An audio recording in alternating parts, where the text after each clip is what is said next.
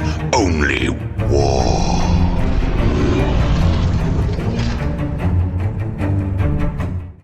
What is up, gents? Top 40k player in the world with a Recon Marine Keevil, bringing the 40k Dirtbags to you. If you guys are new to the channel, appreciate you clicking on the video. You guys are interested in how the Orks are doing in the current meta at the end of 10th edition. Who the hell knows? John actually put it great, where the edition's about to end in 45 minutes, so all these rules don't matter. So we're doing our last GT, one of the last GTs of the year. We have ACO coming up, and then LSO. LSO I think is going to be 11th edition, but ACO will be our last tournament of 10th edition, which we will finish off with Orks. I've been loving Orks the last couple months. Started it this year. Was #1 Ork player in the United States, which is pretty cool. Who the hell knows what 11th edition is going to bring? But we're going to be getting into each game, 5 games. We went 5-0 with our Kult of Speed list. I'll go over what the list is. I'll leave that in the description below. And then we'll go over each game one by one, what we did good, what we could have done better. Using these skills in 11th edition is going to be clutch. So getting that professional coach in your corner is definitely key going into 11th edition. That's what Dirtbag Nation is all about. If you guys are interested in getting that professional coach, I was #1 Grey Knight player in the world 3 years ago, #1 Chaos Space Marine player in the world 2 years ago, #1 Death Guard player in the world last year, and then this year we're already #1 Ork player in the United States. So we know the core rules, and that's all we teach with just like the tactics, how to learn your army the best possible way, and then learn the core rules and get better at 40k, and 11th edition is definitely a perfect time to do that. So head over to Patreon, get your coach, and then support us over there. And if you guys are interested in the merch, it was really cool. We saw the merch shirts at the GT. That was one of the coolest experiences ever, where you get to see your own merch live at the RTT and GTs from people that you've never met before. Really cool. Really shout out to our first opponent who actually had one of the shirts on when we played them. So also we have a lot of other shirts that we are updating constantly. We just got the last 3 at the bottom here. Working on the Emperor himself. So if you like any of these logos, head down in the description below. But yeah, this video, guys, depending on which video you guys are watching, we're going to be going over everything. So guys, leave in the comments below what you like, didn't like, and how we can improve on the channel. And especially going to 11th edition, a lot of videos, especially tactical videos, are going to be coming up. But guys, appreciate it. Let's get into the quick sponsor, and then we'll get into the video. All right, guys, thanks for clicking on the video. If you guys want to support the channel, stay tuned towards the end of the video where we'll go over all of this stuff, as well as any links in the description below for laser lines, shirts, and gear is in all the description. So stay tuned towards the end and enjoy the video.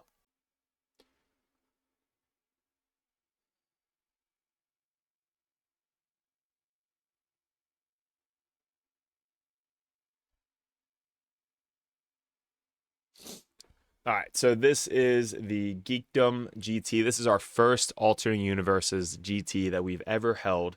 Shout out to Alternate Universes, Bluebell, Pennsylvania. They have 3 stores. If you guys are in the area, that's where we play mainly. Jack and Craig, Dan, they all did really good.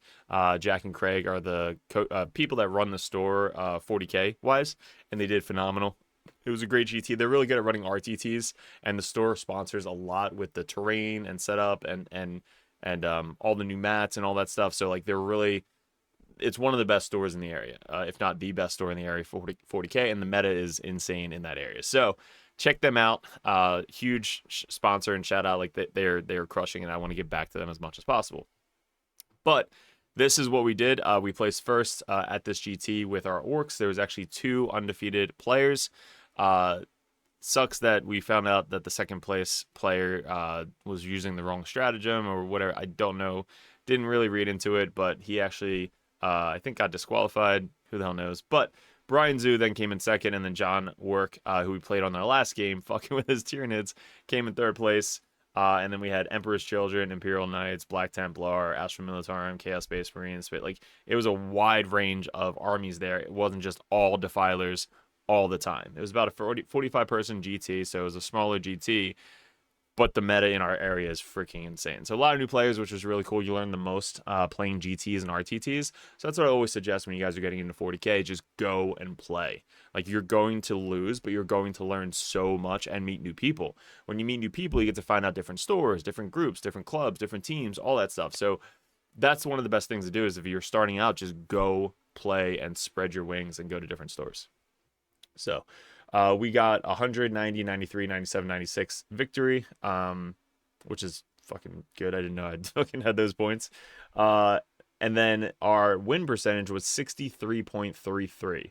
Second place was 47.93. Tao had a 77. This means that Brian played insane opponents. Like, most of his opponents were 4-1 or 3-2 or whatever. Like, that is such an insane record. Brian is one of the best players in the area as well, with his Tal as his main. And he actually played us on game 4 on stream, which we'll go over.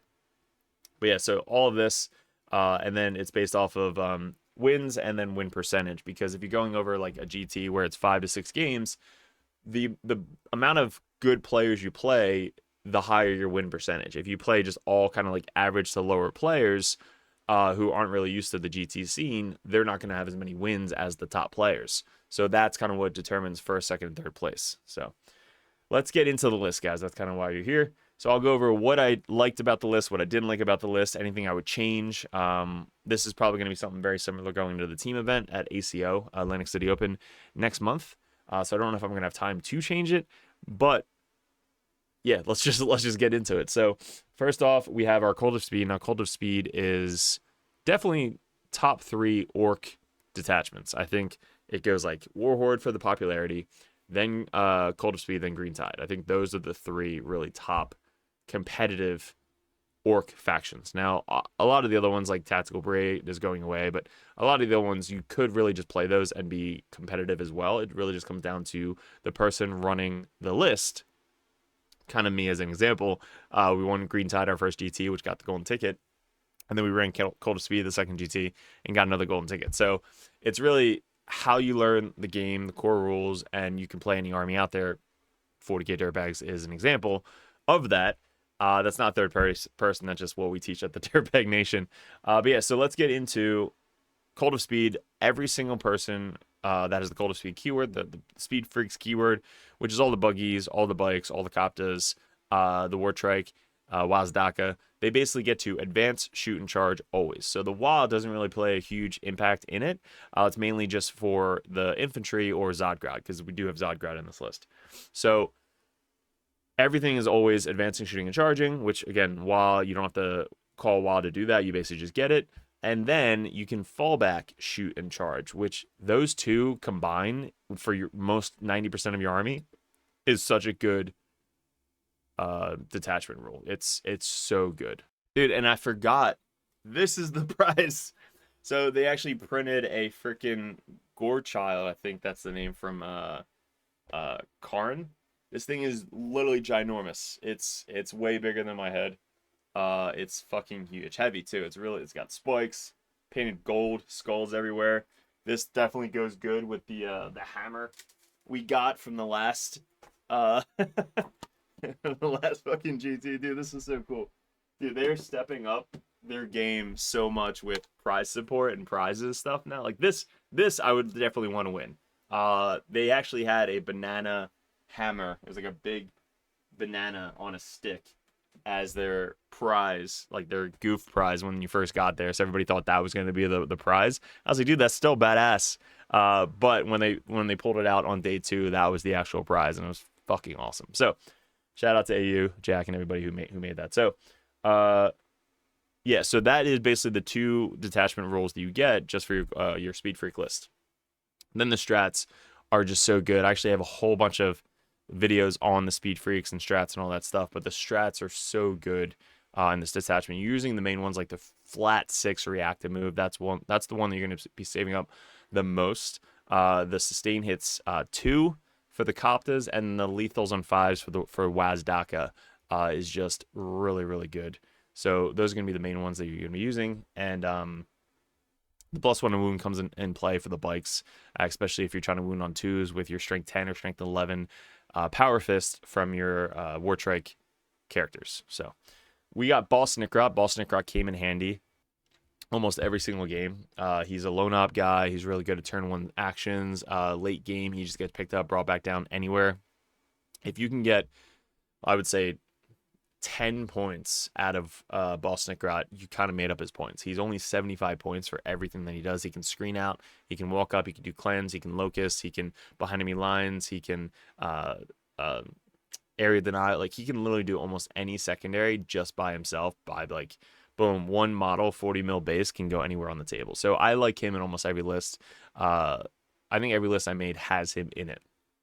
So I definitely like to have him in every list. Now, moving forward in 11th edition, obviously a lot of stuff is going to change, especially with actions and secondaries and stuff like that. Like, you're going to make a list that's built around your strategy and your tactics and all that. So who knows if Boss Necrot's going to make it in 11th edition, but for now, that's why we have him. War Trike, we have 2 characters to go with our 6-man bike units. One of them has a Waz Blasto, which is like after testing it out the first game, I was like, why am I doing this? Like, I'm not used to move, shoot, move. But every single game after that, I was like, this is freaking awesome. So, especially for melee armies, you can move up 18, shoot, and then move back 6. And then if a melee army is running at you, you just flat 6 back away again. So you go up, get within 9, shoot, move back 6. Now you're within 15, right? And then if they move up even 10, now they're within 5, but then you back up 6 again. Now they're within 11. It's a 10-inch charge. That's just freaking bonkers. Which is one of the World Eater players we played last GT, which is what he was saying. Like, I can't catch you. I'm like, yeah, that's the whole point of the list. And then the Def Killer War Trike has the Squig Hog tires. This is basically Consolidate 6. I keep forgetting that it's like pile in, but it's not pile in. It's Consolidate. So after you fight. So you charge, pile in, fight, and then Consolidate 6 into like more back lines, getting on objectives, moving back, whatever it may be. So it's a really good strat for stealing objectives, early tagging in most of your games. We had extra points, so we just threw it on there. There really wasn't else that we could have added. So that was why we put that in the list. And then we have Wazdaka Gutsmech, the new, my mouse is freaking out, the new character for 175 points. He is really good. Really good. Cult of Speed makes him insanely good. So he's good in a lot of detachments, but Cult of Speed, you don't have to think about anything. You literally just like, I'm going to auto-advance really anywhere I want. You can uppy downy him if it's too far. You can auto-advance, pivot, do whatever the hell you want, shoot, and then charge. His guns also stand out a lot in this detachment because of the critting on 5s. So if you're within, 24 inches or something on his main gun, 12 shots, strength 6, AP2, 2 damage, but he hits on 4s base. So if you have critting on 5s, you hit on 4s, but any 5s are sustain built in, and you get lethal on 5s. So you're lethal and sustain on 5s with 12 shots. It's a lot of shots. So most of the time you're getting like 3 to 6 sustain hits out of your 12 shots. And then those turn into lethal. So you take those dice, you put them out, and you add those amount of dice back in for sustain, and then you roll your wound. So it's really good at killing infantry, 2 wound infantry, Marines, chaff, whatever it may be. And if you're going to do the lethals on 5s, it's good at killing vehicles. Any vehicle that's out in the open that you just have AP2, 2 damage, lethal on 5s with sustain is kind of really good. So it's not twin linked. I wish it was, but you can basically advance anywhere on the table, pick up and drop back down, shoot, and then he has an additional gun, strength 10, AP2, 3 damage, precision, 12 inch range. So as long as you can up, down, and come put something within 12 inches, you can shoot the second gun as well, because both are assault. So assault works with other detachments, but this detachment you would have been able to shoot it anyway. So Wazdaka, watch how I play him in every list. Keep an eye out on where I'm putting them, deploying them, turn 1, turn 2, turn 3. I think he only died twice, honestly, in all 5 games. And usually they were later and when I needed him to go do something that didn't really matter anymore. Like, he basically did what he had to do. This is kind of all just like bonuses when you throw him into something to charge. And then we have Weird Boy. Weird Boy has been clutch for me ever since Green Tide. Being able to have a 10-boy unit stick to your home field turn 1, and then on a 2+ get picked up and brought back down on your expansion objective. You have all the 2 OPSEC in the entire list. The Gretchen, the boys, the bikes, the Koptas. Characters are all 3. Like, every person in this list has a purpose, and the Weird Boy mainly is just to kind of hop around and screen out and make stuff sticky. So I love him. He's probably going to be in my list moving forward with 11th edition as well, especially with the new model. But yeah, that's why we have the Weird Boy, is to sticky home field, turn 1, uppy downy into the expansion objective, turn 2, sticky that, and then if you need to, uppy downy in the center objective and do an action, or kind of just move out and do whatever you got to do. Then we have Zod. Zod's my favorite dude. I made a whole video on Zodgrad. If you guys want to go check that out, go find it on the channel. But why do we run Zodgrad in every list? Because he's awesome. Speed Freaks, Wah turn is mainly because of Zodgrad. Anytime that you can just have a Wah and go 12 inches is just scary. So 12 inches, advance, charge, 5 up invuln on all of the Gretchen, and +1 and +1 wounds, so he actually slaps really hard in combat. And he's a character so you can precision out other characters as well.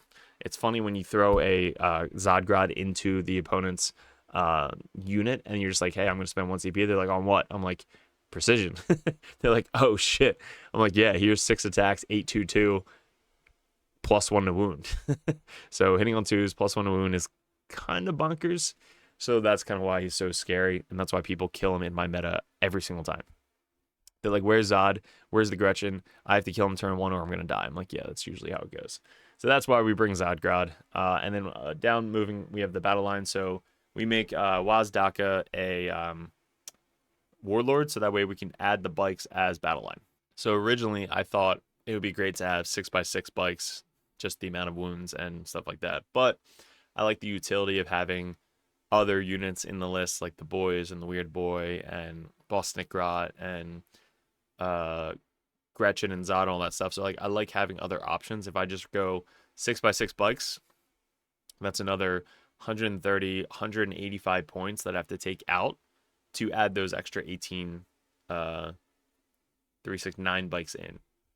So what we did was we did 3x6 and then 3x3. So 3 6-man bikes, 2 6-man bikes have the War Trike attached to them. The other one is just kind of solo. They're early skirmishers or second rank skirmishers to kind of like get another 12 OPSEC on something. They're really good at like kind of just running up the table on the side and then getting to the opponent's home field eventually. And then the 3x3-man bikes are turn 1 action, and then other 2 are in reserves.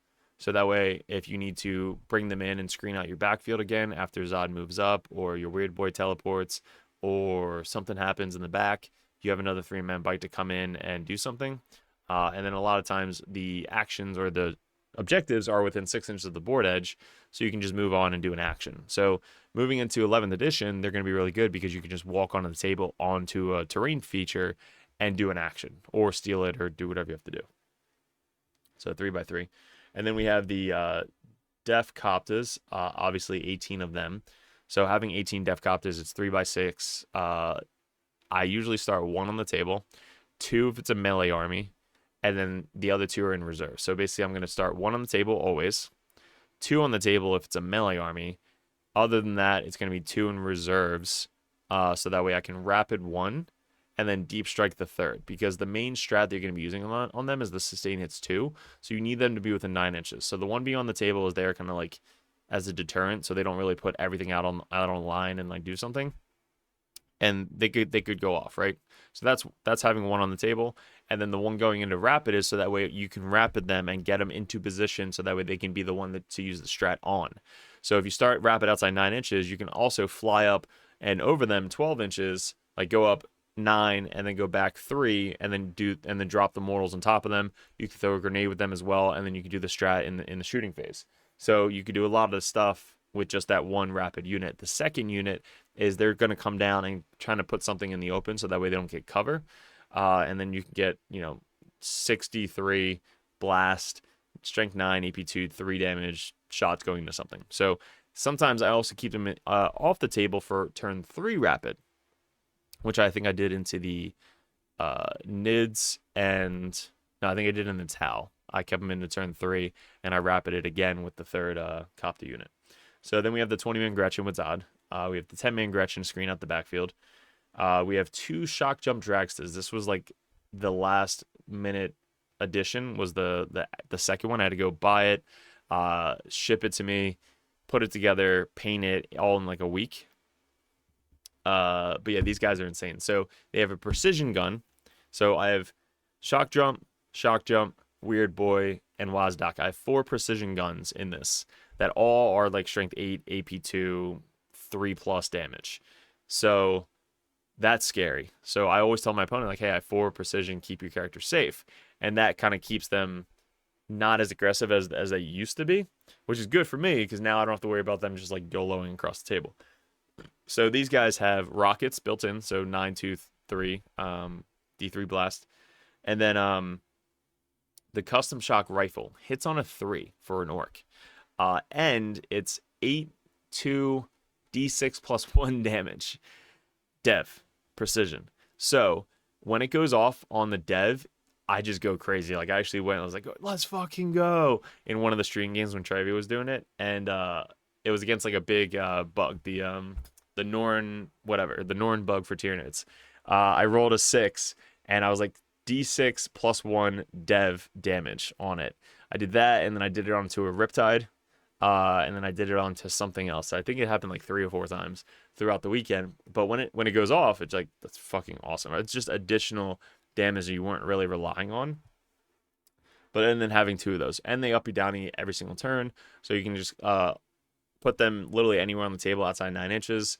They can't do actions because it counts as an advance, but still, they're just another unit that up you downy. So I have 2 shock jump dragsters, I have Wazdaka, and I have the weird boy. So they're all precision, and they all have up you downy. So imagine just all 4 of them going up, and then all 4 of them coming down and just looking at a character and be like, yeah, that guy's dead. So that is the list, guys. What I would change about it, honestly, nothing. This performed exactly the way I wanted it to.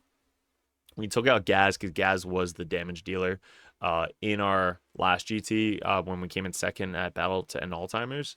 So we took out Gaz because Gaz really didn't do anything in this attachment.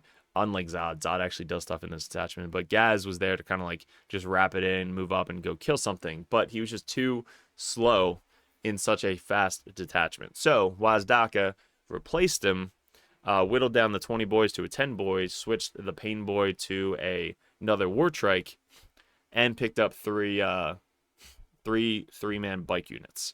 So all of that, I was able to add more units, add more killing power with the speed with Wazdaka, and they fit into the theme of the Cult of Speed because they're all speed freaks. So the additional Power Claw on the War Trike helped, the additional 3 OC, the additional 18-inch auto advance, the additional 3 bikes, like all of that was so much better than having Gazgul Thraka in my list. Plus, you can't make Wazdaka Warlord if Gazgul's in there, and then you can't have the 3 bikes. So Gaz had to go. Once Gaz left, we were able to kind of like test it, and we tested it and was like, yeah, this is the perfect list.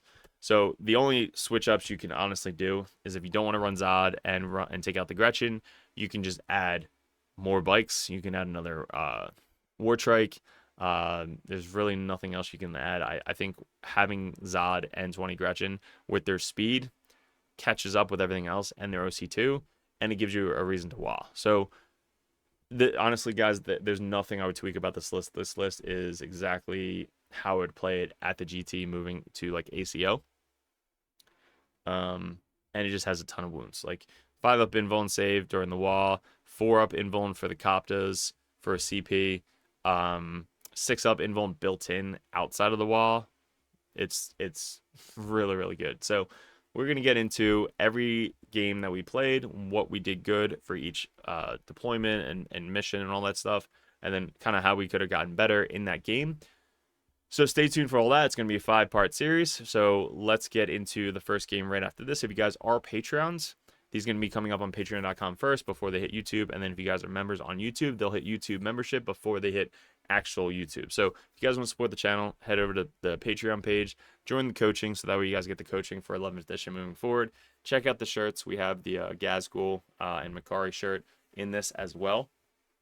And then all the other shirts up in the description below for all of these if you guys want those. But you guys, I appreciate it. Stay tuned for the lists and the battle reports, and a couple of them were streamed, which I will go over the streams on Trevi's page, and we'll go over kind of like the video for those battle reports. So appreciate it, guys. Good luck, and we'll see you in the first battle report soon. All right, guys, thanks for sticking towards the end of the video. If you guys want to support the channel, all the links in the description below, which we'll go over. But these right here, we have 3D prints of Cypher, Tech Priest, Phobo Libby, Combi Libby, Lieutenant, Calidus, Codias, and the Lord of Contagion. All those are up for sale. Message me on Discord. All these widgets, the 6-inch, 2-inch, 3-inch, 1-inch, they pop out. Those are up for sale. The 9-inch widget, the 1 CP token, where you guys can keep track of the CP every single game. The token markers for Chaos and Grey Knights, they're poker chips. Those are really good for sticky objectives. And then also the wound gauges and the fuck you and fuck me tokens are up for sale as well. And we have a new sponsor, Snot Goblin Terrain. They are really, really cool. What's great about them is you can customize them for any layout. So if you run a Games Workshop layout, or if you run WTC layout, you can run it that way. And the best part, it's super hard plastic, not going to break on you, and also it's all fully painted. So check on the link below if you guys want to check these guys out. We use them in our streams and they look super awesome on the stream, but it's really good to travel into all your stores and bring them with you. So check those guys out. Then we still have 3D6 Wargaming, where if you guys want some custom templates, you guys can click on these. And then our new and improved Rexar lasers, laser lights with the Dirtbag logo on them. These guys are at a lot of local GTs, especially in the Texas area, but these lines are, or these lasers are rechargeable. So definitely be picking this up. I'm going to be getting sent one of these so I can show you guys on the live stream and stuff like this. But you guys get the Dirtbags and the lasers rechargeable, so highly recommend the Rexar lasers in the description below. Look at this. Look at that line. It is so good. And it's rechargeable. At the top, it's got the USB. Just plug it right in. Good to go. This shit is legit. And lastly, guys, the merch store. This I love seeing at GTs. When you see it across the room, you see your own logo, which is so cool. It's the red, white, and blue. We have the hats as well. They're all flex fit with the Dirtbags logo on the back. I just love wearing backwards hats. But all of these are available in the Printify shop. It's print to order, so you can get all of these shirts, different sizes, different colors. We also have the old school stuff. We have the Nurgling. We have mugs, which you can fit your entire hand in, and some of the Grey Knight logos as well. So let me know what I'm missing. You can message me on Discord, but stay tuned. If you guys are interested in the Patreon, that'll come up last. So appreciate it, guys, and let's keep it going.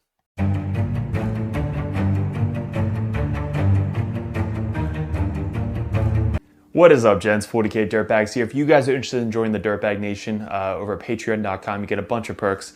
What we did in 2024 was we really expanded. I had traveled a ton and I played my ass off in 40k. Right now, we're ranked #1 best player in the United States on ITC rankings. We were the #1 Chaos Space Marine player in the world this year in 2024. 2 years ago, we got ranked #1 Grey Knight player in the world, and this year we're probably going to go into Death Guard, hopefully when the new Codex comes out, or Emperor's Children. But you guys, if you guys want that head coach or that coach always in your corner, just to ask questions, bounce ideas off, that's what the competitive Dirtbag and the Dirtbag Nation is all about. If you guys want to support the channel, you head over to patreon.com. You can join the Just a Car tab, which is $5 a month. You guys get access to the Discord Patreon tab.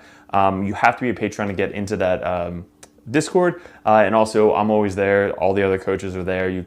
Basically, it's just such a good community over on Discord that you guys get specific access to it that only Patreons can get. If you guys want to bump that up, the competitive Dirtbag tier, you guys get to message me or another Grandmaster or another Dirtbag coach over the Dirtbag Nation to add unlimited questions, list ideas, list reviews, and bounce ideas off of. That's what having a coach in your corner is all about. If you guys want to bump up to the Grandmaster tier, that tier you get every perk under the sun. So basically you get access to Discord, you get one-on-one coaching, you get a call once a month if you guys would like to go over any RTTs coming up, any GTs coming up, any list reviews live over Discord chat, and also a special perk that Grandmasters get. If you guys want any video suggestions like we do all the time with these table setups that we just upgraded thanks to the Patreons, you guys get suggestions or battle reports you want to see specifically played live by a coach or myself on the next battle report, or a live battle report coming up on the Patreon. So you guys get obviously first access to all the videos. We post them first on patreon.com, but there's just a ton of benefits to having a professional coach that plays this game all the time at the very, very high competitive level in your corner at all times. And that's really what the Dirtbag Nation is all about, getting you guys better at 40K, the basics, and being good in your community. So if you guys want to support the channel, I really appreciate it. Couldn't have done it without you guys in 2024, 2025. I am super stoked for, super excited for. We really want to get a bigger studio going. That is going to be my focus in 2025, is really growing the community on YouTube and Patreon specifically. So thank you so much for 2024, all my Patreons. If you guys are interested in joining and want that coach in your corner, head over to patreon.com and support the channel. Appreciate it.